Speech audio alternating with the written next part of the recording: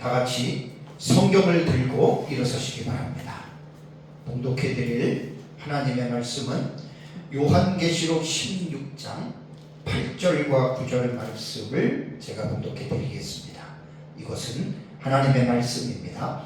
넷째 천사가 그 대접을 해에 쏟음에 해가 권세를 받아 불로 사람들을 태우니 사람들이 크게 태움에 태워진지라.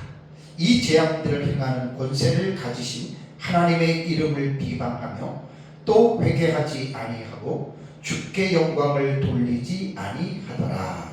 아멘. 네, 앉으시기 바랍니다. 작년 11월 26일 주일부터 제가 종말론 용어 해설에 대한 설교를 시작했습니다. 종말론에 대한 주제 가운데에 지난주까지 39가지 주제에 대해서 제가 설교를 했습니다. 이번 시간이 종말론 용어 해설에 대한 이제 40번째 시간이 됩니다. 종말론 용어 중에서 수십 가지의 제가 알기로도 한 70개 이상 정도의 용어를 이렇게 전문적인 용어들입니다. 네, 그런 것이 이제 이상이 될 수도 있는데요. 거기에서 세 가지 일곱 시리즈라고 말씀을 드렸죠. 일곱인, 일곱 나팔, 그 다음에 일곱 대접에 대한 이 주제는 요한계시록에서 아주 매우 중요한 주제입니다. 그런데 요한계시록을 읽어보신 분들은 알겠지만 요한계시록에서 주축을 이루고 있는 그러한 내용이 뭐냐? 그것이 세 가지 일곱 시리즈예요. 일곱인, 일곱 나팔, 그 다음에 일곱 대접이죠. 근데 이제 읽어보신 분들은 알겠지만 참 어려워요. 왜냐하면 상징의 언어를 통하여 계시를 사도 요한이 기술을 했기 때문에 그 상징의 언어에 대한 이 부분을 알지 못하면 수백 번, 수천 번을 읽어도 사실 일곱인, 일곱 나팔, 일곱 대접에 대한 내용을 그 이해하는 건 제가 볼 때는 그렇게 쉽지 않다고 저는 생각을 합니다. 그래서 제가 이제 그 종말론의 용어에 대한 주제에 대한 설교를 쭉 시작을 하면서 세 가지 일곱 시리즈를 제가 몰아서 설교를 해야 되겠다라고 생각을 해서 올 2월 4일부터 시작해서 일곱인, 일곱 나팔, 일곱 대접을 지금 연속적으로 제가 지금 설교를 하고 있습니다. 그래서 이제 세 가지 일곱 시리즈는 올 2월 4일부터 시작해서 이번 주가 주로는 11번째 주이고요. 시간으로 말을 한다면 21번째 시간이 됩니다. 앞으로 일곱 대접에 대해서는 제가 6시간을 더 설교할 예정인데 일곱 시리즈만 가지고도 27시간을 제가 설교를 하는 거예요. 물론 일곱 시리즈 그러면 3, 7에 20이라면 21가지 사건이지만 제가 세 가지 일곱 시리즈에 대한 설교를 하기 전에 서론적으로 설교한 부분도 있고 그 다음에 6번째 대접과 7번째 대접은 제가 이제 1시간씩 더 제가 설교를 하려고 합니다. 왜냐하면 그것이 이제 연관된 본문이 요한계시록 안에 있기 때문에 이제 그런 부분들은 제가 좀 더 이제 해서 총 세 가지 일곱 시리즈만 한 27시간을 제가 이제 이렇게 설교를 하니까 오전 1시간, 오후 1시간 하면은 이것도 3개월이 넘는 거예요. 왜냐하면 그만큼 세 가지 일곱 시리즈는 우리에게 너무나 어려운 내용이면서도 매우 중요한 내용을 가지고 있다라고 하는 것을 여러분들이 염두에 두시기 바랍니다. 지난주에는 제가 셋째 대접까지 설교를 했죠. 지난주에 말씀드린 것들을 제가 이제 다시 한번 좀 총정리하는 차원에서 말씀을 제가 드리겠습니다. 세 가지 일곱 시리즈 가운데에 일곱 대접 시리즈는 다른 세 가지 일곱 시리즈와 조금 특징이 있다 그랬죠. 그렇죠? 그 특징이 뭐냐면 일곱 대접은 뭐죠? 모두가 다 재앙의 성격을 가지고 있다는 말입니다. 이 말은 뭐냐면 일곱인과 일곱 나팔도 재앙에 대한 내용이기는 하지만 일곱 인 전체가 다 재앙이 아니고 일곱 나팔 전체가 다 재앙이 아니라는 겁니다. 그래서 인 시리즈를 보면은 첫째 인과 다섯 번째 인은 우리는 재앙으로 보지 않습니다. 첫째 인은 두중인들의 마지막 시대 사명자로 보고, 다섯째 인은 천상재단에서 순교자들의 탄원하는 것들을 보기 때문에 우리는 그것을 가지고 재앙으로 보지 않고요. 그 다음에 일곱 나팔 시리즈에서도 첫째 화가 되는 다섯 번째 나팔 황충하죠. 이 황충하는 피해자가 불신자가 아니라고 했습니다. 성도들이 피해자가 되고 성도들의 믿음을 실현하는 시금석적인 화다. 그래서 이제 이것은 우리가 이제 그러한 불신자들에게 내리는 재앙이 아니기 때문에 나팔 재앙도 모든 것들이 다 재앙이 아니다라고 제가 말씀을 드렸습니다. 그런데 일곱 대접 시리즈는 모두가 다 첫째부터 일곱째 대접까지 모두가 다 불신자들에게 내린 하나님의 재앙이다. 물론 일부의 성도들이, 예비처를 들어가지 못한 일부의 성도들이 이 재앙을 받긴 해도, 그러나 그 재앙을 내리는 포커스가 어디에 맡겨져 있냐면 세상 사람들이라고 하는 말입니다. 그래서 15장 1절을 여러분들이 잠깐 보시면, 일곱 천사가 일곱 재앙을 가졌으니 곧 마지막 재앙이라 하나님의 진노가 이것으로 마치리로다. 그러니까 일곱 대접 재앙은 하나님의 진노가 들어있는 재앙인데 마지막 재앙이고, 그 다음에 15장 7절을 보면 하나님의 진노를 가득히 담은이라고 하는 묘사를 했습니다. 그러니까 일곱 대접은 앞에 있는 그 인과 나팔 속에서도 엄청난 하나님의 진노를 담고 있지만, 일곱 대접 시리즈는 이러한 특징이 있다라고 하는 말입니다. 그리고 제가 이제 요한계시록을 우리가 읽을 때 무조건 읽는다고 요한계시록이 깨달아지는 게 아닙니다.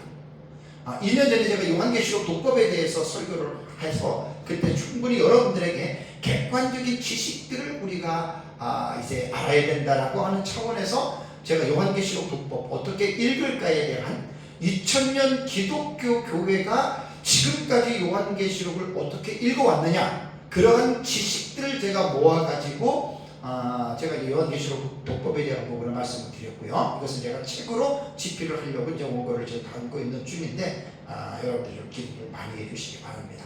그럼 이제 요한계시록을 읽을 때요, 제가 지금 이제 넷째 대접에 대해서 성경을 읽었잖아요. 그러면 이 본문을 우리가 먼저 첫 번째는 이렇게 생각해야 됩니다. 이제 묵시적인 어떤 그 요소로 본다면 이 본문이 구약 성경과 연관이 되어져 있느냐를 먼저 살펴야 되고요. 해석학적인 구조로 볼 때에는 이 본문을 문자로 읽어야 되느냐 아니면 상징으로 읽어야 되느냐를 분명하게 정해야 됩니다. 요한계시록을 공부할 때 대부분 사람들이 이런 기본적인 지식이 없어요. 무조건 그냥 읽고 누가 뭐라고 하니까 카더라 했으니까 그냥 그렇게들 생각하니까 이게 요한계시록이요 막 우후죽순처럼 뭐 오합지졸이에요. 어떤 특별한 성경 해석에 기준도 없고 뭐 방식도 없어요. 그냥 막 읽고 자기 마음에 내키는 대로 막 해석들을 하거든요. 그거는 비차가 조심해야 됩니다. 그래서 요한계시록 독법이라고 하는 그 지식을 일단은 대입을 해요. 그래서 첫 번째는 문자로 봐야 되느냐 상징으로 봐야 되느냐, 이것은요 극과 극이에요. 너무나 간극이 커서 도저히 이것은 대화가 안 돼요. 제가 2주 전에 분명히 말씀을 드렸잖아요. 그 다음에 두 번째는 본문을 읽고 본문의 내용이 어떤 사실을 묘사하는 것이라면 상관이 없습니다. 해를 12장 1절에 해를 옷 입은 여자가 있어, 뭐 아래는 12별에 뭐 저기 별이 있고, 이런 것들은 그냥 묘사하는 거예요. 묘사. 그런 것들은 상관이 없지만 텍스트 안에서 이것이 어떤 사건적으로 나타나는, 오늘도 그거 보면 넷째 천사가 대접을 해에 쏟으니 해가 권세를 받아 불로 사람을 태웠다. 이거 사건이거든요. 이 사건이 나올 때는 네 가지, 다섯 가지가 있다고 했죠. 이 사건이 과거에 일어난 사건이냐, 아니면 역사를 통해서 이것이 이루어지는 역사주의 해석이냐, 아니면 이제 미래적으로 일어날 사건이냐, 아니면 이상과 상징적으로 일어날 사건이냐, 요걸 먼저 구분을 하셔야 돼요. 그리고 일목요연하게 나는 이 텍스트를 문자로 보든지 상징으로 보든지 과거로 보든지 미래로 보든지 역사주의로 보든지 이상주의로 보든지를 정해놓고, 요한계시록은 체계적으로 공부를 하고 해석하지 않으면 거의 다가 혼란스러운 해석 방법에 빠져들어가는데, 이것이 바로 절충주의 해석법이라 그랬죠. 과거, 역사, 미래, 이상주의를 딱 섞어서 어떤 거는 과거로 보고, 어떤 것은 이상주의로 보고, 어떤 본문은 미래주의로 보고, 어떤 본문은 이상주의로 보는. 그러니까 이거는 기준이 없는 거예요. 그래서 저는 제가 요한계시록을 연구하고 제가 요한계시록을 설교할 때 분명한 신학적 입장을 저는 제시를 하잖아요. 묵시적으로 볼 때에 저희는 다니엘서 9장 24절 27절에 70일의 계시가 우리가 요한계시록을 해석하는 신학적인 기저가 된다. 기초가 다니엘서 9장의 70일의 계시입니다. 그리고 성경은 문자적인 해석을 우리는 중요시하면서도 세대주의처럼 모든 텍스트를 문자로 우리는 안 합니다. 또 무천년은 모든 텍스트를 다 상징으로 해석하는데 우리는 중간입니다. 그래서 문자적 해석을 중시하면서 상징의 해석도 병행하는 이것이 역사적 전천년 해석의 정체성이라고 하는 거 여러분들 꼭 기억해야 됩니다. 그리고 이제 우리는 역사적 전천년은 사건에 대해서는 철저한 종말적 해석, 그러니까 이게 미래주의라는 말이에요. 역사적 전천년의 정체성은 이겁니다. 근데 많은 역사적 전천년주의 학자들의 책들을, 주석들을 읽어보면, 외국의 주석들도 그렇고 한국에 있는 역사적 전천주의 학자들의 주석을 읽어봐도 거의 다가 절충주의입니다. 무천년과 해석에 들어가면 천년 왕국에 대해서만 분명한 차이가 있지, 거의 6장 이후의 해석을 들어가면 역사적 전천년주의와 무천년주의가 그냥 반반 섞여 있다고 보시면 됩니다. 그러나 저는 철저한 어떤 미래적 해석이고 문자와 상징을 병행하면서 저는 이제 예수님 재림 직전에 일어나는 종말적 사건으로 저는 보기 때문에 역사적 전천년의 정체성이 뭔지에 대해서 제가 이제 좀 계속해서 반복적으로 제가 좀 강조하고 있는 부분입니다. 지난주에 제가 일곱 대접 들어갈 때 여러분들에게 몇 번이 계속해서 강조할 겁니다. 뭘 강조하냐면 성경에 대한 그리스도인들의 자세를 먼저 우리가 살펴봐야 됩니다. 우선 성경을 볼 때 우리는 어떻게 봐야 되냐면 성경은 정확무오한 하나님의 말씀이다라고 하는 분명한 기준이 있어야 됩니다. 성경은 66권이고요. 이 66권에 기록된 모든 말씀은 사람이 기록했지만 하나님의 감동을 입은 사람들이 기록했습니다. 이 감동이라고 하는 말은 인스피레이션인데 인이라고 하는 말은 아니잖아요. 영이 인간의 안으로 들어와서, 이 하나님의 성령이 성경을 기록하는 저자들의 안으로 들어와서 그들을 감동해서 그것을 성경을 기록하게 했다.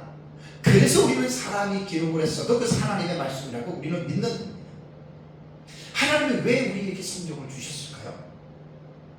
죄로 인하여 타락한 인간은 하나님을 알 수 없습니다. 물론 로마서 1장에 말한 것처럼 자연을 보고 만물을 보고 하나님을 알 수 있다라고 하지만 이거는 불명확합니다. 자연을 통해서 창조주 하나님에 대해서 하나님을 알 수는 있겠지만 일반 계시, 곧 자연 계시를 통해서 알 수 없는 것이 뭐냐면 구원은 얻을 수가 없다는 거예요. 자연을 보면서 내가 전적으로 타락한 죄인이고 자연을 보면서 예수 그리스도께서 나를 위해서 십자가에 죽었다고 하는 것을 발견할 수는 없습니다.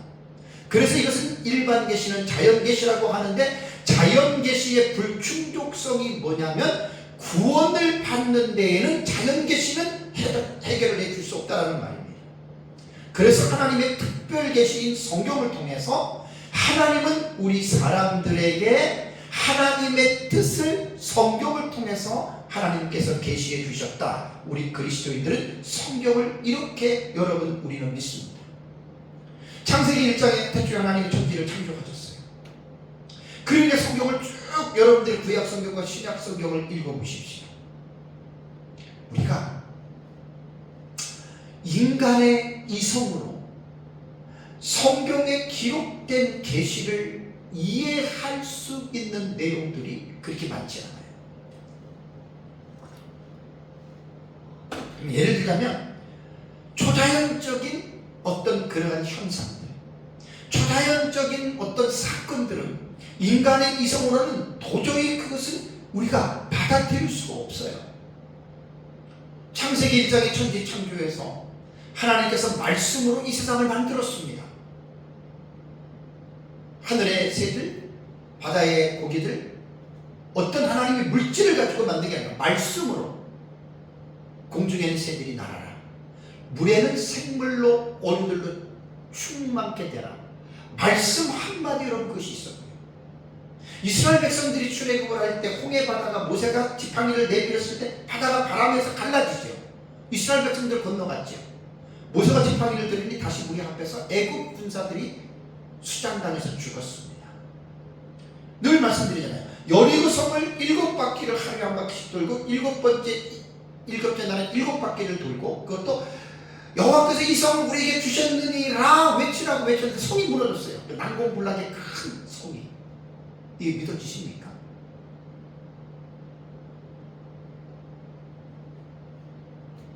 인간의 이성으로 용납할 수 있는 내용들이 성경에 없어요.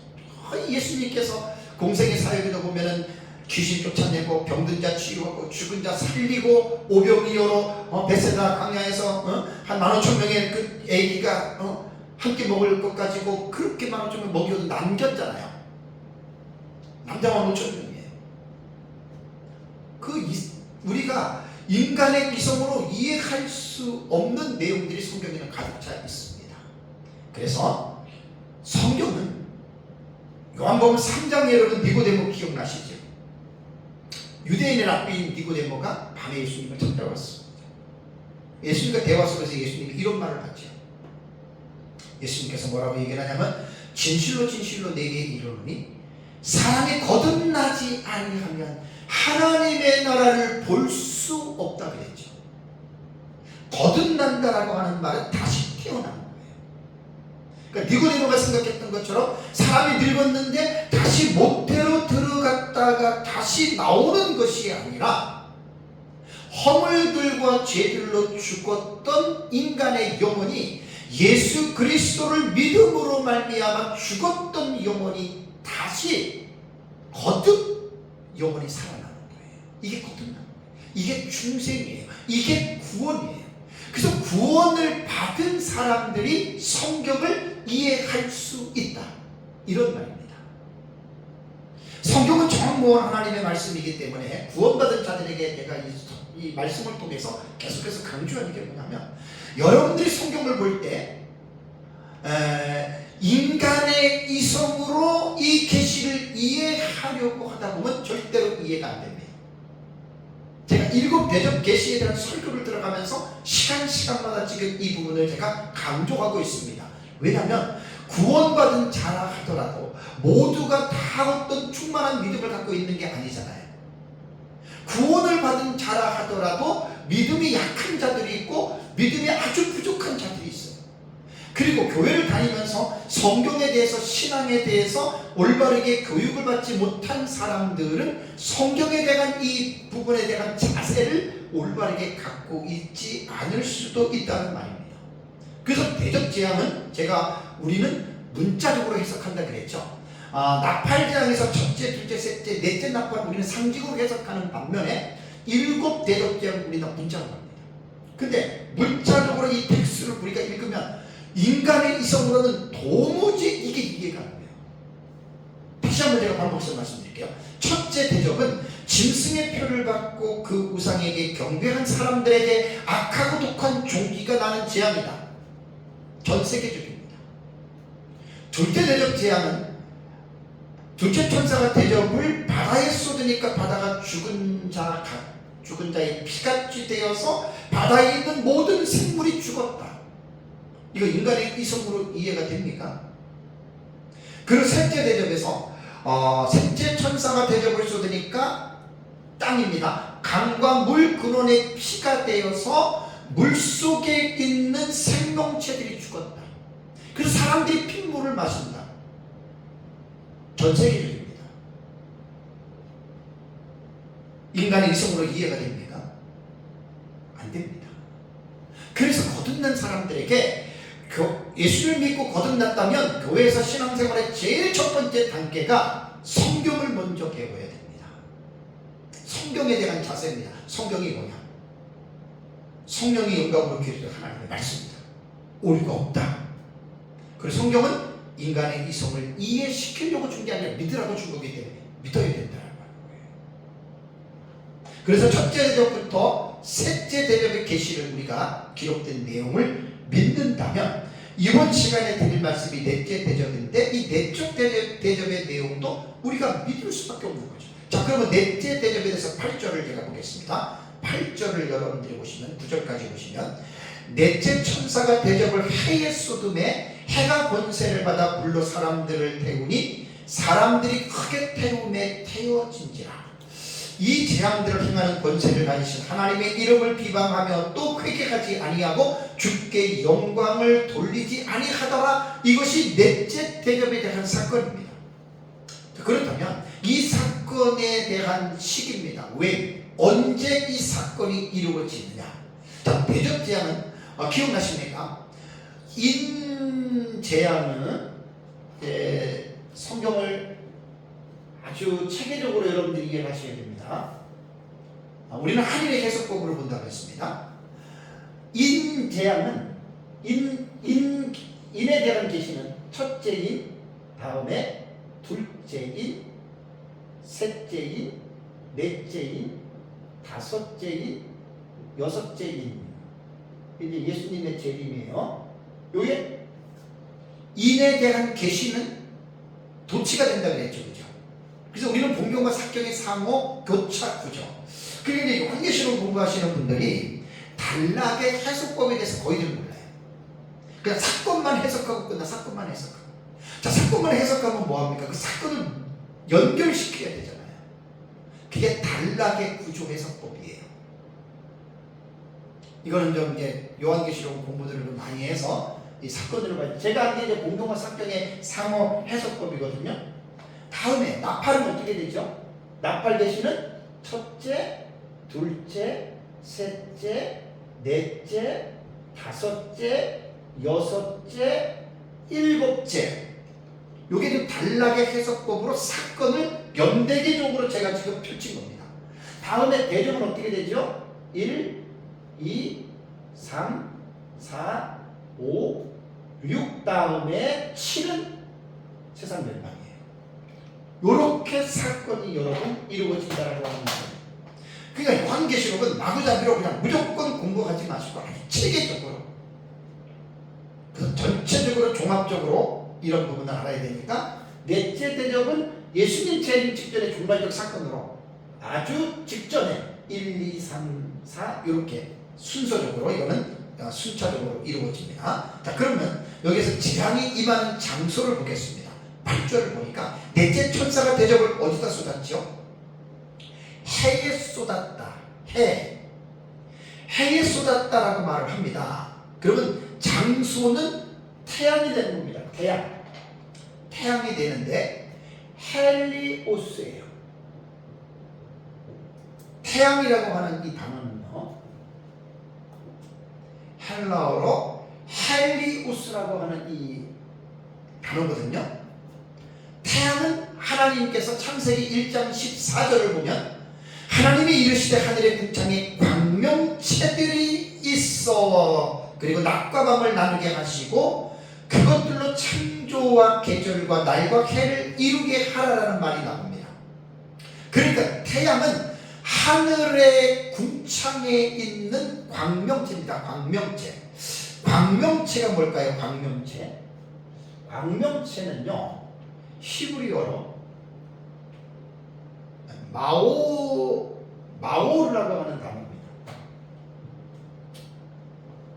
광명체라고 하는 말은요, 히브리어로 마오르라고 하는 단어예요. 마오르라고 하는 이 단어인데, 광명체는 빛이나 발광체입니다.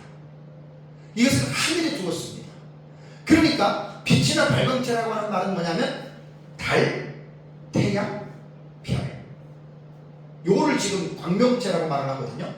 태양이라고 하는 우리말 사전의 정의를 보면 태양계의 중심에 있으며 지구를 비롯한 8개의 행성을 거느리고 있는 항성, 이렇게 나옵니다. 그럼 태양이라고 하는 말을 보면은 어떤 주축이 되는 위치에 있거든요. 그러면서 행성과 항성이라는 말이 나오는데, 항성이라고 하는 말은 스스로 이건 자리를 바꾸지 않아요.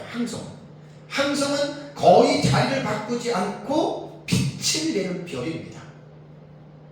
그러니까 태양과 같이 이거는 자리를 거의 바꾸지 않아요. 스스로 빛을 내면서 고유운동을 하는데 북극성, 북두칠성, 견우성, 직녀성 따위의 별들, 이거를 항성이라고 하고, 행성은 중심이 되는 어떤 별의 둘레를 각자 궤도를 따라 돌면서 빛을 내지 않아요. 이게 행성입니다. 그래서 태양을 중심으로, 태양이 있으면 태양을 중심으로 행성들은 하나, 둘, 셋, 넷, 다섯, 여섯, 일곱, 8개 정도. 옛날에는 9개라고 했는데 8개의 행성이, 이게 태양을 중심으로 이렇게 행성이 계속해서 태양을 주변을 여러분 궤도를 이렇게 도는 것입니다. 2006년 8월 이전에는 태양계의 행성을 9개로 구분을 했습니다. 근데 2006년 8월부터 국제천문연맹이라고 하는 IAU, International Astronomical Union이라고 하는 이 국제천문연맹에서는 행성의 정의를 새롭게 하면서 9번째에 해당되는 명왕성을 행성에서 제외시켜버렸습니다. 이거는 천문학자들이 그렇게 말을 한 겁니다. 그 이유는 3가지 기준이 있는데 그중 3번째에 해당되는 것으로 명왕성은 자신의 궤도에서 지배적인 역할을 하지 못한다. 그래서 국제소행성센터라고 하는 NPC에서는 명왕성을 외소행성으로 분류하고, 인터넷에 들어가 보면 134340이라고 하는 번호를 부여를 했습니다. 그래서 태양을 중심으로 태양계는 행성이 이제 9개가 아니라 명왕성을 제외하고 해왕성까지 8개의 행성이 태양을 주축으로 이제 태양 주위를 이렇게 돌고 있다라고 하는 말입니다. 자, 태양에 대해서 우리가 조금 더 자세한 여러분들 이해를 돕기 위해서 말씀을 드리겠습니다. 태양이 어느 정도냐면, 태양의 지름은 약 139만 킬로미터로서 지구 지름의 109배입니다. 지구가 크죠?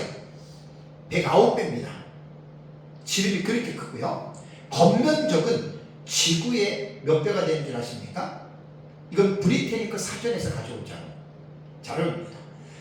겉면적은 지구의 12,000배가 엄청나게 큰 거예요. 12,000배가 커요. 지금 부피는 지구의 130만 배가 된다 그래요. 부피가. 여러분 한번 보세요. 지구가 있어요. 달이 있죠. 지구와 달의 이 거리가 어떻게 해요? 얼마나 많이 떨어져 있습니까? 부피로 볼 때는 지구와 달의 이 거리가 이제 태양의 부피예요. 이게 태양의 부피라는 말입니다. 얼마나 큰 거예요, 태양이? 지구와 달의 이 거리를 하나로 원을 치면 이게 태양의 부피가 돼요. 그리고 이 어떤 지구를 도는 여기 보면 이제 시속 1000km 제트기로 지구를 한 바퀴 도는데 40시간 걸린다 그래요. 지구를. 그런데 태양의 한 바퀴를 도는데 얼마나 걸리는 줄 알아요? 6개월이 걸려요. 4320시간. 여러분 너무 신기하지 않아요? 지구는 한 바퀴 도는데 1000km로 40시간이면 도는데 태양은 6개월이에요. 6개월. 뭘 제가 말씀을 드리냐면 어마어마하게 큰 거예요. 하나님이 만드신, 넷째 날에 만드신. 다음에 태양의 무게는요, 참 신기해요. 어떻게 과학자들이 이걸 발견했을까? 태양의 무게는 지구의 33만 배입니다. 33배가 아니라 3000배가 아니라 33만 배. 그리고 태양 태양계의 행성 이 8개를 합친 무게보다도 놀라지 마세요. 750배나 더 무겁대요. 태양이. 그리고 지구로부터 태양까지의 거리는 약 1억 5천만 킬로로서 지구와 달의 거리의 약 420배가 됩니다. 수성, 금성, 지구잖아요. 그 맞죠? 수성, 금성, 지구잖아요. 태양계 세 번째가 지구예요. 그러니까 여러분, 하나님이 만드신 이 태양, 이 세계가 너무너무 경이롭습니다. 그리고 태양열의 온도는 약 6,000도의 온도입니다. 6,000도. 태양 자체에서 하는 것이 6,000도의 이 온도가 지금 이제 이렇게 있는 거예요. 자, 이 태양에 넷째 천사가 대접을 여기다 쏟은 거예요. 태양에다가. 자, 그 다음에 8절을 다시 보세요. 넷째 천사가 대접을 해에 쏟음에 이게 어떤 반응이 나타납니까? 해가 권세를 받아 불로 사람들을 태우니, 분명히 쏟은 장소는 태양입니다. 해에 그 대접을 쏟았는데 그 해가 권세를 받아서 그 태양열이 더 뜨거워졌다는 거예요. 6,000도에서 얼마까지 뜨거워졌는지 모르지만 그 불이 결국 사람들을 태웠다. 사람은 어디에 있습니까? 지구에 살고 있죠. 여러분, 지구의 온도를 보면은 계절과 장소에 따라서 태양열이 미치는 영향이 매우 다릅니다. 고온 지대의 경우 한낮의 기온이 약 50도 이상 올라가는데 엄청 덥잖아요. 이런 온도에 사람이 밖에 나가서는 태양열에 막 화상을 입을 정도로 위험을 초래할 수가 있습니다. 근데 넷째 천사가 대접을 해에 쏟음에 해가 권세를 받아 불로 사람을 태웠다라고 하는 말은요, 지금에 있는 태양보다는 그 태양이 이상 현상이 일어나서 강렬한 에너지가 발산이 되는 거예요. 온도가 얼마까지 상승할지는 모르지만 지금보다는 훨씬 더 뜨거울 정도로, 사람들을 태울 정도라니까 몇 도가 올라갈지는 모르겠습니다. 저는 과학자가 아니니까 50도에서 5도 아니면 10도, 60도로 지구의 그 온도가 비치면 그 영향이 어떻게 되는지 저는 과학자가 아니니까 그것을 제가 모르겠지만 어쨌든 사람들을 태울 정도로 엄청난 어떤 이러한 열이 지구로 전달된다라고 하는 말입니다. 그렇다고 보면 어떻게 됩니까? 넷째 대접을 태양에 쏟았지만 그 결과는 어디에서 그 피해를 입는 거예요?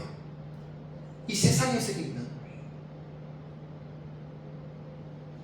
그러니까 사람들을 불러 태운다라고 하는 것을 볼 때 태양이 1차적으로는 태양에 쏟았지만 그것을 받는 결과는 바로 이 세상 사람들이다.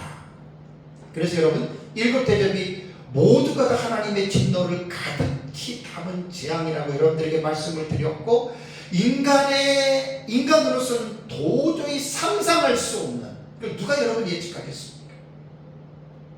그럼 우리 여기서 의문점이 생깁니다. 왜 이러한 하나님의 가득 진노를 담은 것이 이 세상에 첫째, 둘째, 셋째, 넷째, 아직도 5째, 6째, 7째가 있는데 왜 이런 엄청난 재앙이 이 세상 사람들이 이런 것들을 겪어야 될까? 짐승의 표를 받고 짐승의 우상에게 경배한 자들에게 악하고 독한 종기가 나고, 바다가 죽은 자의 피같이 돼서 모든 생물이 죽고 바다는 갈 필요도 있고 무섭습니다. 강도 마찬가지고. 왜 태양까지 왜 이런 이상 현상으로서 열을 발산해서 왜 지구에 있는 사람들이 불에 태서 화상을 입고 죽게 만듭니까? 무엇 때문에 이럴까요? 여기서 우리는 이러한 재앙이 일어나는 이유를 분명하게 여러분 알아야 됩니다. 이것은 단순한 인간의 상상이나 어떤 인간의 추측으로 알아가는 게 아닙니다. 우리는 성경을 통해서, 제가 계시 의존 사색이라고 하는 말을 여러분에게 많이 제가 강조하죠. 그러니까 성경을 의존해서 성경을 통해서 생각을 해야 돼요. 그러니까 성경이 무엇이라 말을 하는가? 그럼 성경이 말하는 말을 여러분 우리는 믿어야 됩니다. 어떤 사람이 기도하다가 환상을 보고 하나님이 내게 꿈에 나타나서 말씀해 주시고 이러한 말씀은 거의 안 믿는 게 좋아요. 그러니까 다 이 신비주의자들, 이단과 사이비에 빠진 체험주의자들이 지금도 하나님의 음성을 들었느니 뭐 이렇게 말들 하는데 그거 조심해야 됩니다. 하나님의 계시는, 특별 계시는 성경 66권 외에는 없고 나머지는 그냥 나름대로 자기의 생각이나 때로는 어떤 성령의 감동과 조명이 주어질 수는 있어도 그것이 하나님의 특별 계시는 아니라는 거예요. 그러니까 성경관에 대한 이 분명한 자세를 우리 그리스도인들은 가지고 있어야지 지금도 성경 외에 다른 특별한 계시가 기도를 통해서 꿈과 환상을 통해서 예언을 통해서 하나님의 계시가 주어진다고 하는 것을 믿으면 그는 정통 기독교에서 사이드로 벗어난 위험한 종교가 될 수밖에 없습니다. 그래서 우리는 그런 걸 인정하지 않습니다. 성경, 오직 성경에만, 성경이 얼마나 깊은지 모릅니다. 성령의 감동으로 성경을 깊이 있게 보면 없는 말씀이 없습니다. 그래서 우리는 성경을 통해서 예수 그리스도의 재림 직전에 이 세상에 어떠한 일들이 일어나는지에 대해서 우리는 성경에 우리는 관심을 가져야 돼요. 그래서 성경이 창세기부터 계시록까지의 내용들을 보면 여러 가지의 내용들이 다 들어가 있습니다.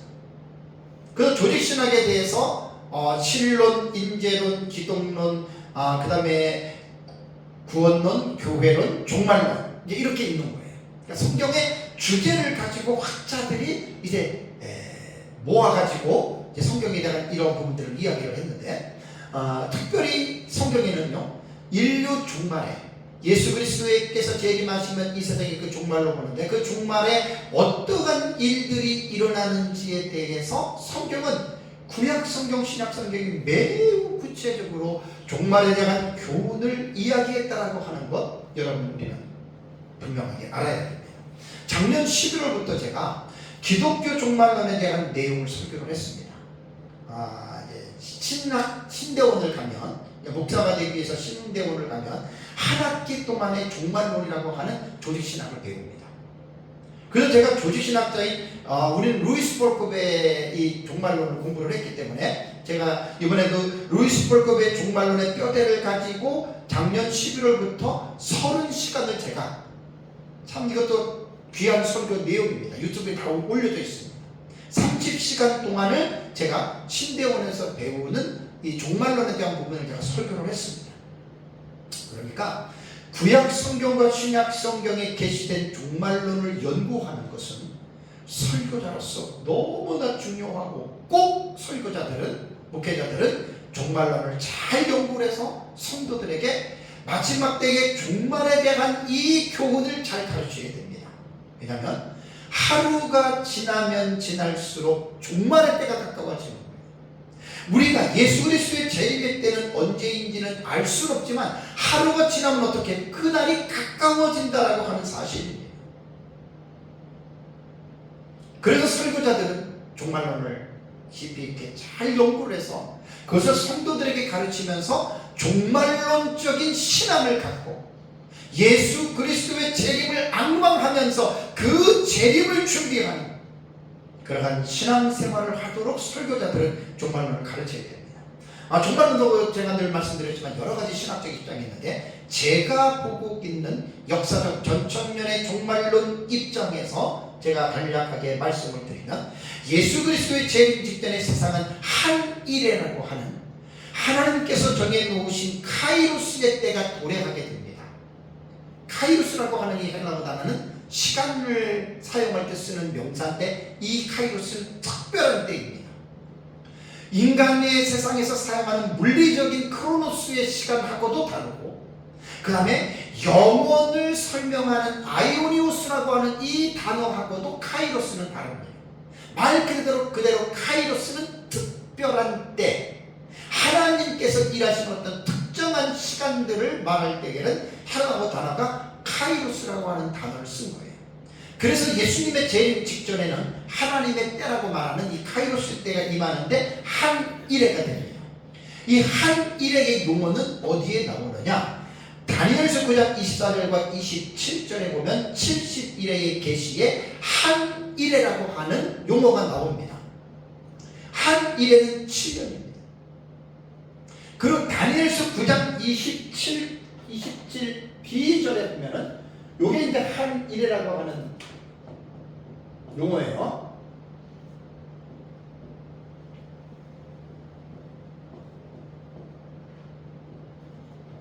샤부임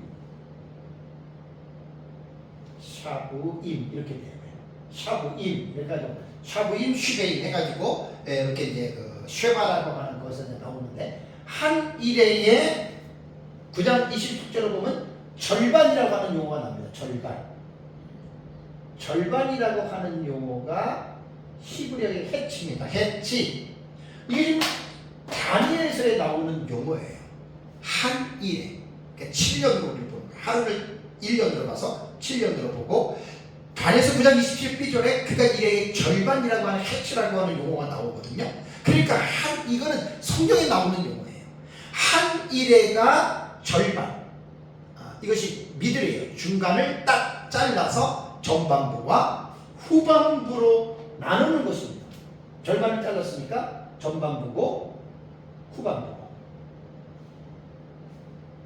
그래서 예수님의 재림이라고 하는 이 시점, 기점으로 볼 때 재림 직전입니다. 재림 직전에 한 일회라고 하는 7년이라고 하는 기간이 도래합니다. 많은 사람들이 세대주의 아니냐? 아닙니다. 세대주의는 19세기에 존 넬슨 다비에 의해서 만들어진 신학체계고 세대주의가 나오기 이전에 초대교부인 역사적 전천년주의 학자들이 히폴리투스, 이레메우스 이러한 교부들이 한 일회를 다니엘서 9장에 있는 한 일회를 가지고 와서 요한계시록과 연결해서 해석했던 최초의 신학자들입니다. 그중에 한 일회의 때가 도래하면 이 세상에는 여러분들이 성경에서 잘 기억해야 됩니다. 저 그리스도와 거짓 선지자와 음녀라고 하는 이 셋은 사탄의 삼총사입니다. 사탄이 마지막 때에는 이 세 그룹을 가지고 하나님 마지막에 최후의 발악을 하는 거예요. 사탄이. 거짓 선지자와 저 그리스도는 다니엘서 13장 바다에서 올라오는 짐승과 땅에서 올라오는 짐승으로 묘사되고 있고 음녀는 계시록 13장과 17장에 음녀는 계시록 17장에 나오는 거예요. 그래서 예수님 재림 직전의 이 한 일에는 이 세상에서는 바로 저 그리스도라고 하는 이 인물이 등장하고 있다라고 하는 거예요. 그리고 중요한 게 뭐냐면 한 일의 후반부 있죠. 후반부. 이 후반부를 대환란의 기간이라고 이야기를 합니다. 자, 세대주의도 한 일에는 우리가 똑같이 써요. 그런데 분명한 것은 뭐냐면 세대주의자들이 말하는 한 일의 전반부와 후반부 이거는요 역사적 전천년과 구조는 똑같아도 내용은 아주 다릅니다. 지금 한국에 있는 많은 역사적 전천년주의자들이 세대주의하고 이 섞여있는 걸 구분을 못해요. 물론 세대주의 전천년이 역사적 전천년주의에서 기초하고 나온 신학이기 때문에 역사적 전천년에서 말하는 거하고 같은 게 있어요. 비슷한 것도 있고 다른 것도 많아요. 그 역사적 전천년주의자들은 이 부분을 세대주의와 무엇이 같고 다르고 비슷한지를 구분을 해야 되는데 의외로 많은 사람들이 구분을 하지 못하는 게 안타깝다는 말입니다. 제가 그것은 계속 연구를 해서 이제 요한계시록 독법이라고 하는 책에 이제 이 부분들을 제가 좀 많이 담으려고 그래요. 세대주의자들은 한일회를 전체를 대환란으로 보지만 우리 역사적 전천년주의자들은 한일회가 전체가 아닙니다. 환란이 시작이 되지만 후반부가 이제 대환란입니다. 그래서 대환란은 계시록 13장 5절을 보세요. 계시록 13장 5절을 보면 또 짐승이 과장되고 신성 모독을 말하는 입을 받고 42달 동안 일할 권세를 받으리라 라는 말이 나오죠. 이 42달이라고 하는 말은 뭐냐면 한 일의 7년의 절반입니다. 이 42달이 전반부에 해당되느냐 후반부에 해당되느냐 요거를 문맥을 통해서 살펴봐야 되는데 계시록 13장 5절에서의 이 42달은 후반부에 해당되는 42달입니다. 여기 짐승 나오죠? 여기서 짐승이 나오는데 이 짐승이 바로 적 그리스도입니다. 바로 이 42달이 대환란이다.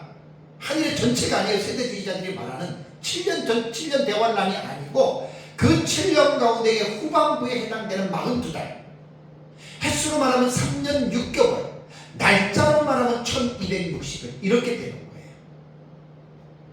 그러면 성경에 이 대환란이 있을 것이다 없을 것이다. 자, 다니엘서 12장 1절 제가 늘 말씀드리죠. 다니엘서 12장 1절을 보면 다니엘은 이렇게 말을 했습니다. 또 환란이 있으리니 이는 개국 이래로 그때까지 없었던 환란일 것이며 그랬습니다. 그러니까 이스라엘이 역사가 시작된 이후로 또 혹은 이스라엘의 역사가 시작된 이후로 뭐 이렇게 봐도 됩니다. 그 이후에 그때까지 없었던 환란. 그러니까 지금 뭐 이스라엘 역사를 연구하다 보면 얼마나 많은 환란들이 있었습니까? 비교가 안 될 정도입니다.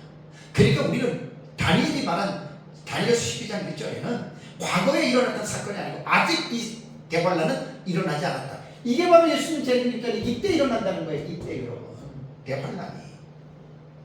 그 다음에 예수님도 마태복음 24장 21절에 예수님 이런 말을 했습니다. 이는 그때에 큰 환란이 있겠습니다. 창세로부터 지금까지 이런 환란이 없었고 후에도 없으리라. 일부 무천년주의자들은 이것이 AD 70년 디도에 의해서 예루살렘 성전이 회파될 때 이 환란을 얘기하는데 아닙니다. 예루살렘이 무너진 환란은 이스라엘 백성들에게는 큰 환란이지만 그 환란은 이스라엘 백성들이 겪는 환란은요 나치에 의해서 그 600만 명 이상이 학살당했죠. 그죠? 여러분 70년에 예루살렘이 함락된 거하고 나치 치하에서 600만 명이 어떤 것이 더 큽니까? 그러니까 이 말은 예수님 재림 직전에 이걸 예수님이 말씀하신 거예요. 대환란. 창세로부터 지금까지 이런 환란이 후에도 없다. 전무후무한 환란이라는 말이에요. 그래서 우리는 13장 8절을 볼까요? 요한계시록 13장 8절. 성경을 잘 이해하셔야 됩니다. 예수님 재림 직전에 인류 사회가 어떻게 형성이 될 것인가? 계시록 13장 8절을 보면 죽임을 당한 어린 양의 생명책에 창세 이후로 이름이 기록되지 못하고 이 땅에 사는 자들은 어떻게 해요? 다 그 짐승에 경배하리라. 짐승이 적그리스도. 과거를 말하는 게 아니에요. 미래예요. 미래. 예수님 재림 직전에 일어난 일이 일어난다는 말입니다. 그래서 예수 그리스도의 재림 직전인 인류 종말의 사회는 13장 8절의 말이 모든 불신자들이 다 짐승을 경배해요. 경배라고 하는 단어 프로스퀴네오라고 하는 헬라어 단어는 예배한다는 말입니다. 그러니까 세상 사람들이 적그리스도를 하나님으로 예배드리고 그를 경배한다는 말이에요. 그래서 계시록 13장에 보면은 그 사람들이 오른손이나 이마에 666 짐승의 표를 받는다라고 말을 하는 거예요. 그래서 그 종말의 사회에는 짐승의 표를 받지 않는 자는 다 죽입니다. 여기서 희생되는 사람들이 성도입니다. 예비처를 들어가지 못한 성도. 명심하시고 말씀을 이해하셔야 됩니다. 그래서 여기에서 짐승의 표를 받는 것은 물론 매매의 어떤 용도가 있지만 단순한 그 어떤 짐승의 표가 아니고 이 사람들은 복종의 표시입니다.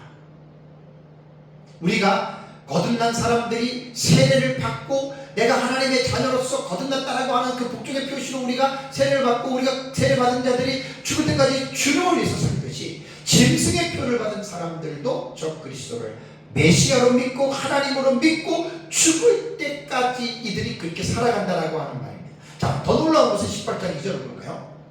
계시록 18장 2절을 보니까 힘찬 음성으로 외쳐 이르되 무너졌다 무너졌다 큰 성 바벨론 세상이 심판을 받는 거예요. 불심판. 그 다음에 이 큰 성 바벨론은 세상이거든요. 어떻게 묘사했습니까?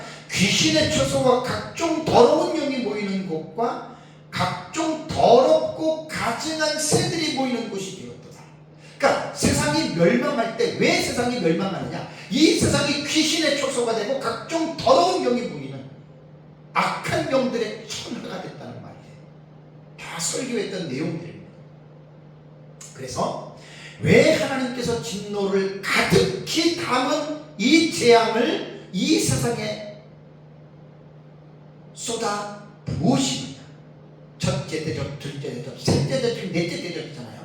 이렇기 때문에 그렇다는 거예요. 세상이 다 하나님을 등지고 하나님을 대적하고.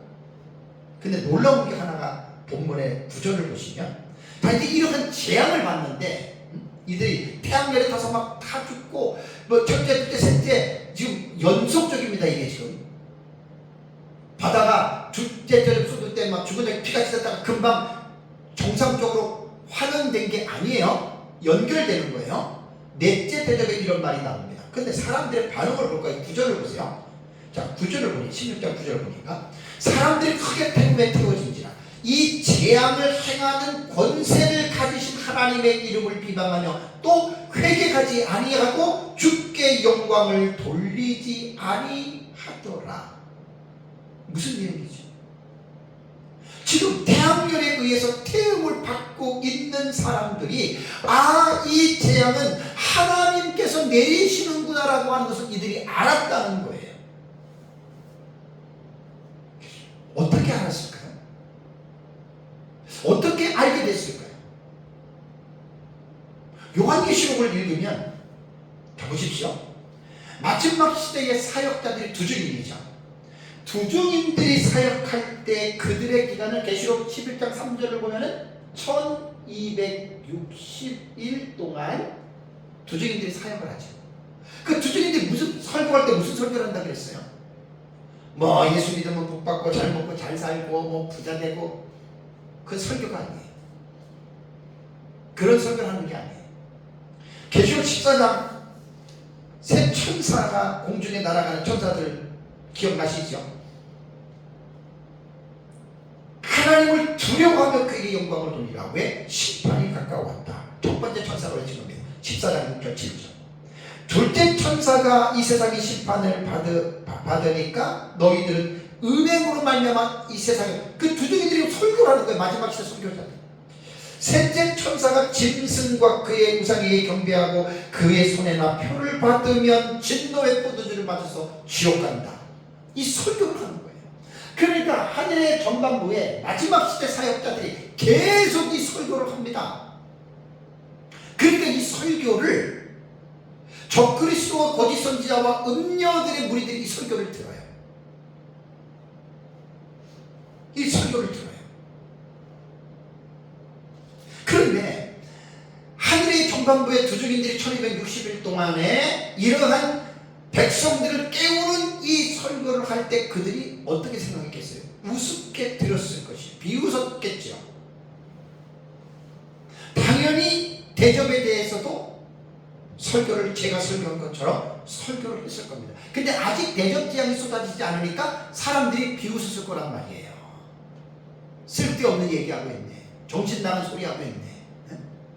무슨 태양이 열을 받아서 사람을 태우고 강가물이 피가 되고 바다가 죽은 자한테 피가 되고 짐승의 표를 받은 자가 악한 동경을 하고 그 두 중인데 그 설교를 하는 거예요. 마지막 때에 설교자들이. 그러니까 세상 사람들이 그거를 알아도 말도 안 되는 거짓말 이렇게 그들이 비웃었단 말이에요. 그런데 넷째 대접을 쏟은 이게 뭡니까? 사건화가 된다는 거예요. 사건화가. 사건화가 되니까 이들은 얼마 전에 두 증인들이 이렇게 설교를 했지. 이렇게 설교를 했지. 근데 이게 진짜네. 자기네들이 그걸 당하고 있으면서 그러면서 이들이 웬만하면 아이고 하나님 잘못했습니다 회개가 있는데 전혀 회개가 없어요. 그리고 이들이 한 게 뭐냐면 하나님의 이름을 비방하며 회개 회개하지 않고 주께 영광을 돌리지 않는다. 비방하다라고 하는 말이 뭐냐? 블레스페메사는 블레스페메오라고 하는 단어의 직설법 과거 능동 3인 복수입니다. 자, 여기 능동태란 말이에요. 능동태는 자기들 스스로 그렇게 하는 거죠. 과거니까 사도요한에 볼 때는 이미 그것이 이루어진 사건들이란 말이에요. 이게 블레스페메오라고 하는 이 단어는 나쁘게 평하거나 말하다, 비방하다, 혹은 회방하다라고 하는 말입니다. 고전 헬라어에서는 이 블레스페메오라고 하는 이 단어가 신에 대한 그릇된 표현으로 신성 모독을 말할 때에도 고전 헬라어에서 사용되었다 그래요. 그러니까 자기들이 믿고 있는 신을 모독할 때 그 블레스페메오라고 하는 단어란 말이에요. 그러니까 지금 여기에도 뭐냐면 여기에서 지금 네 번째 대접이 쏟아질 때 태양이 권세를 받아 열을 가지고 사람들을 태울 때 사람들이 이것은 하나님이 우리에게 내리는 천벌이구나라고 하는 것을 알면서도 하나님을 모독하는 말을 했다 그 말입니다. 여기서 우리가 여러분 생각할 수 있는 것은 회개는요 아무나 하는 게 아닙니다. 회개는 아무나 하는 게 아닙니다. 거듭난 사람, 회개는 그냥 사람들이 뉘우친 그게 회개가 아닙니다. 회개는 하나님 앞에서 인간이 자신의 잘못을 고백하고 간구하는 게 그게 회개예요. 여기서 이제 이 사람들이 보세요. 이러한 재앙을 받으면서도 회개하지 않고 계속 하나님을 비웃고 신성 모독하죠. 구약 성경이 생각나는 게 없어요? 출애굽할 때 바로가 아이고 내보내줄게 그러다가 또 마음을 완악하게 하죠. 안 내보내주잖아요. 그러다가 9번째 흑암 가운데 장자를 쳐 죽이는 재앙을 통해서 바로가 아이고 모세에게 너희 백성들 데리고 나가라 이렇게 말을 하잖아요. 여기서 재앙을 받는 대상은 불신자고요.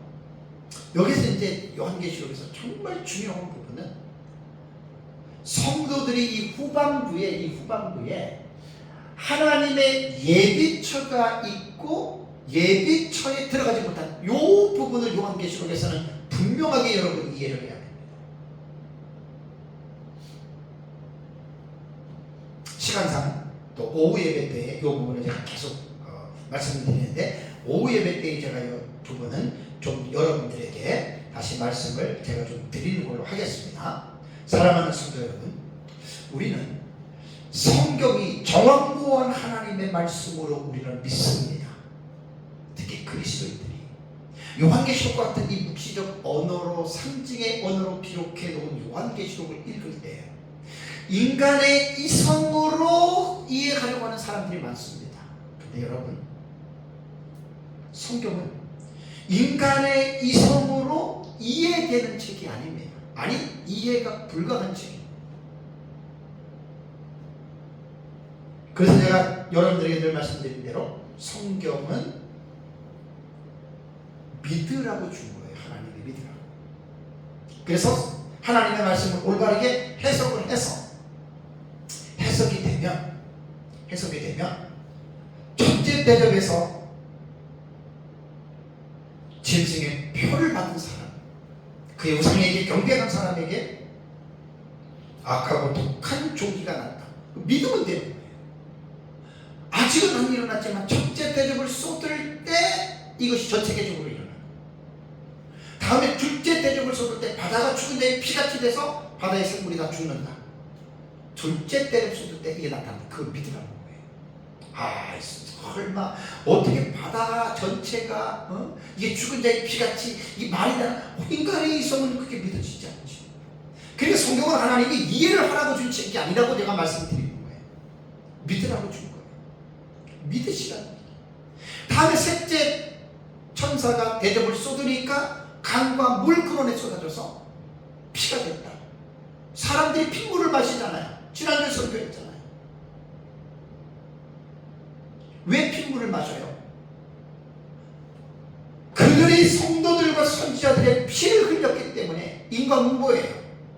하나님이 그들에게 마시게. 다음에 이제 오늘 이번 시간에 설교했던 넷째 천사가 대접을 해에 쏟으니까 내가 권세를 받아 불로 사람들을 태웠다. 근데 이 재앙을 받으면서도 사람들이 이게 하나님이 하시는구나라고 하는 것을 알고 있으면서도 회개하지 않는다. 이게 바로 네 번째 대접의 내용입니다. 그러니까 오늘 제가 이제 첫째, 둘째, 셋째, 넷째 대접까지 설교를 했는데 여러분 이거 이해하려고 하지 마십시오. 이대로 됩니다. 때가 됩니다. 그래서 저와 여러분들이 하나님의 성령의 감동으로 기록해 놓은 말씀을 잘 배워서 하나님의 말씀대로 믿고 또 하나님의 말씀대로 살아서 마지막 때 깨어서 예수님의 재림을 정말로 여러분들이 준비하면서 신부단장의 삶을 살아가시기를 주님의 이름으로 축복합니다. 다 같이 함께 기도하겠습니다.